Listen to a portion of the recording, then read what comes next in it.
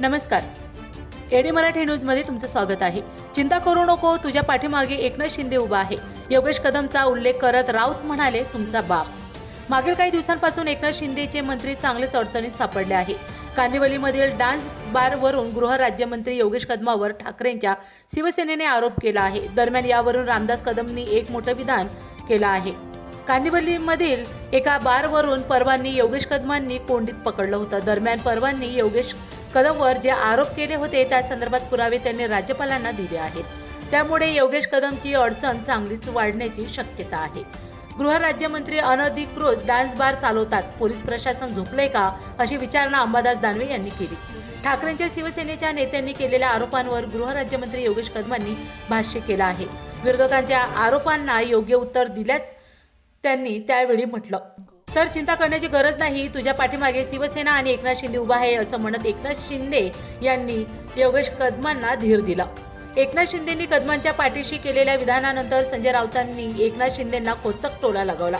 मी पाठीशी म्हणजे काय, असा सवाल राऊतांनी केला.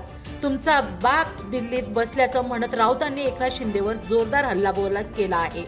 शिवसेनेच्या मंत्र्यावर होत असलेल्या आरोपांवर रामदास कदम यांनी सरकारकडे बोट दाखवलं. सभापतींना आधी पुरावे द्यावे लागतात, तसंच सभापतीच्या संमतीशिवाय आरोप करता येत नाही. त्यामुळे हे मॅनेज कसं झालं, असा सवाल रामदास कदम यांनी उपस्थितीमध्ये केला. सभापतीच्या संमतीशिवाय आरोप करता येतच नाही. रागामध्ये रामदास कदम हे बऱ्याच गोष्टी बोलत असतात, असं देवेंद्र फडणवीस म्हणाले. शिंदेंच्या मंत्र्यामागे लागलेल्या शुल्क कष्टाबाबत रोहित पवारांनी 2.2 मुलाखतीमध्ये भाष्य केलं आहे. एकनाथ शिंदे मंत्र्यांना आयकर विभागाची नोटीस पाठवण्यात आल्याचा आरोप रोहित पवारांनी केला.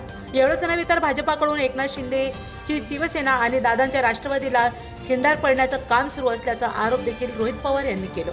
एकनाथ शिंदेच्या मंत्र्यावर मागील काही दिवसांपासून आरोपांची राड उठली आहे. त्यात आता ठाकरेंच्या शिवसेनेच्या नेत्यांनी राज्यपालांना भेटत कारवाईची मागणी करण्यात आली आहे. त्यामुळे शिंदेंच्या मंत्र्यामागे लागलेल्या राजकीय आरोपांचं ग्रहण लवकरच सुटणार नसल्याची चिन्ह दर्शवत आहे, असे रोहित पवार म्हणाले. आता उद्धव ठाकरे आणि राज ठाकरे एकत्र आल्यामुळे भाजपच्या पोटामध्ये दुखायला लागलंय, असंही रोहित पवार म्हणाले. तर पुन्हा भेटूया अशाच नवीन न्यूज बरोबर. जय हिंद, जय महाराष्ट्र.